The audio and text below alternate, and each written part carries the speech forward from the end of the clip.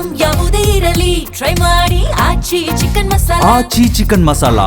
Ricky Rai ಐಷಾರಾಮಿ car Lamborghini ಕಾರನ್ನ drifting ಮಾಡಿರುವ ವಿಚಾರಕ್ಕೆ ಸಂಬಂಧಪಟ್ಟಂತೆ ಮತ್ತೊಂದು ಮೇಜರ್ ಟ್ವಿಸ್ಟ್ ಪಡೆದುಕೊಳ್ತಾ ಇದೆ ಈ ಪ್ರಕರಣ ಅನ್ನೋದರ ಡೀಟೇಲ್ಸ್ ಸದ್ಯ ಸಿಗ್ತಾ ಇದೆ. ಏನದು ಆ ಕುರಿತ ಡೀಟೇಲ್ಸ್ ಇದು. Ricky Rai Lamborghini car drifting ಕೇಸ್ಗೆ ಮತ್ತೊಂದು ಟ್ವಿಸ್ಟ್ ಅಂತೆ. ಡ್ರಿಫ್ಟಿಂಗ್ ಕೇಸ್ ನಲ್ಲಿ ಬೇಲ್ ಮೇಲಿರುವ ರಿಕ್ಕಿ ರೈಗೆ ಮತ್ತೆ ಶಾಕ್ ಎದುರಾಗ್ತಾ ಇದೆ.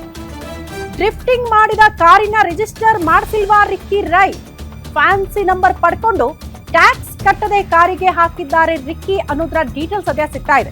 ಕಬ್ಬನ್ ಪಾರ್ಕ್ ಪೊಲೀಸರ ದಾಖಲೆಯ ಪರಿಶೀಲನೆಯ ವೇಳೆ ಅಕ್ರಮ ಬೆಳಕಿಗೆ ಬಂದಿದ್ದು, ದೆಹಲಿಯಲ್ಲಿ ಲ್ಯಾಂಬೋರ್ಗಿನಿ ಕಾರ್ ಖರೀದಿ ಮಾಡಿದ್ರಂತೆ ರಿಕ್ಕಿ ರೈ. ಅಲ್ಲದೆ ಕಾರಿಗೆ KA05NR 3009 ಫ್ಯಾನ್ಸಿ ನಂಬರ್ ಪಡೆದುಕೊಂಡಿದ್ದಾರೆ.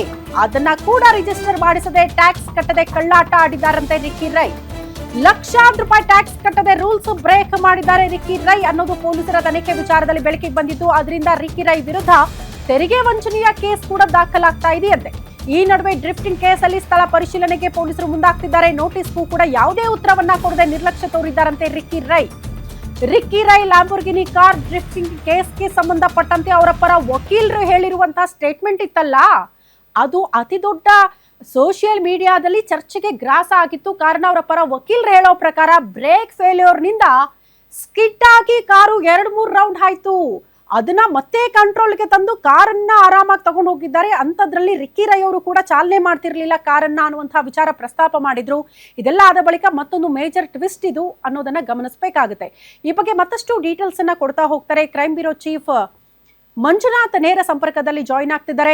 ಮಂಜುನಾಥ್, ರಿಕ್ಕಿ ರೈ ಚಾಲನೆ ಮಾಡ್ತಿರ್ಲಿಲ್ಲ, ಕಾರ್ ಸ್ಕಿಡ್ ಆಯ್ತು, ಬ್ರೇಕ್ ಫೇಲ್ಯೂರ್ ಅಂತ ಅವ್ರ ಪರ ವಕೀಲರು ಮಾತಾಡಿದನ್ನ ಗಮನಿಸಿದ್ವಿ. ಈಗ ತೆರಿಗೆ ವಂಚನೆ ಕೇಸ್ಗೆ ಸಂಬಂಧಪಟ್ಟಂತೆ ಏನ್ ಕ್ಲಾರಿಟಿ ಸಿಗುತ್ತೆ ಅನ್ನೋದು ಪ್ರಶ್ನೆ. ಏನ್ ಬೆಳವಣಿಗೆ ಆಗ್ತಾ ಇದೆ ಈ ಪ್ರಕರಣದಲ್ಲಿ? ಶ್ರುತಿ, ಕಳೆದ 4-5 ದಿನಗಳ ಹಿಂದೆ ಬೆಂಗಳೂರಿನ ಅನಿಲ್ ಕುಂಬ್ಳೆ ಸರ್ಕಲ್ ಬಳಿ ಏನು ರಿಕ್ಕಿ ರೈ ತನ್ನ ಲ್ಯಾಂಬೋರ್ಗಿನಿ ಕಾರನ್ನ ಡ್ರಿಫ್ಟಿಂಗ್ ಮಾಡಿದ್ದ ಆ ಸಂಬಂಧ ಏನು ಕಬ್ಬನ್ ಪಾರ್ಕ್ ಸಂಚಾರಿ ಪೊಲೀಸರು ಒಂದು ಕೇಸನ್ನು ದಾಖಲು ಮಾಡ್ಕೊಂಡಿದ್ರು. ಅದರಲ್ಲಿ ಇಂಡಿಯನ್ ಮೋಟಾರ್ ವೆಹಿಕಲ್ ಆಕ್ಟ್ ಜೊತೆಗೆ BNS 281 ಅಡಿಯಲ್ಲಿ ಒಂದು ಕೇಸನ್ನು ದಾಖಲು ಮಾಡ್ಕೊಂಡಿದ್ರು.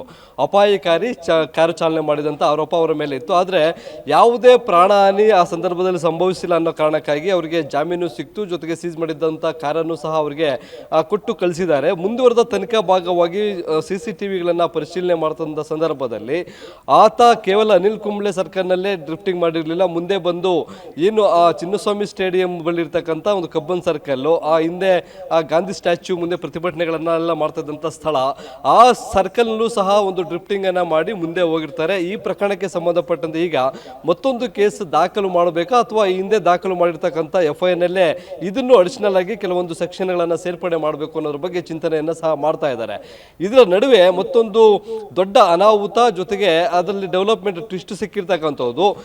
ರಿಕ್ಕಿ ರೈ ತನ್ನ ಲ್ಯಾಂಬೋರ್ಗಿನಿ ಕಾರನ್ನ ದೆಹಲಿಯಲ್ಲಿ ಪರ್ಚೇಸ್ ಮಾಡಿದ್ದಾರೆ. ಆದರೆ ಬೆಂಗಳೂರಿಗೆ ತರಬೇಕಾದ್ರೆ ಇಲ್ಲಿಗೆ ರಿಜಿಸ್ಟ್ರೇಷನ್ ಅನ್ನ ಟ್ರಾನ್ಸ್ಫರ್ ಮಾಡ್ಕೊಳ್ಬೇಕು. ಅದರ ಜೊತೆಗೆ ಒಂದು ಫ್ಯಾನ್ಸಿ ನಂಬರ್ ಅನ್ನ ಪಡ್ಕೊಂಡಿದ್ದಾರೆ. ಅದರಲ್ಲಿ ತೆರಿಗೆ ವಂಚನೆ ಮಾಡಿದ್ದಾರೆ ಅಂತಕ್ಕಂಥದ್ದು. ಹೀಗಾಗಿ ತೆರಿಗೆ ವಂಚನೆ ಮಾಡಿರ್ತಕ್ಕಂಥ ಹಿನ್ನೆಲೆಯಲ್ಲಿ ಅವರ ವಿರುದ್ಧ ಒಂದು ಚೀಟಿಂಗ್ ಕೇಸನ್ನು ಸಹ ದಾಖಲು ಮಾಡಬೇಕು ಅನ್ನೋ ನಿಟ್ಟಿನಲ್ಲಿ ಹಿರಿಯ ಅಧಿಕಾರಿಗಳ ಸಲಹೆ ಪಡೆದು ಕಬ್ಬನ್ ಪಾರ್ಕ್ ಸಂಚಾರಿ ಪೊಲೀಸರು ಮುಂದಿನ ತನಿಖೆಯನ್ನು ಮುಂದುವರಿಸಿದ್ದಾರೆ.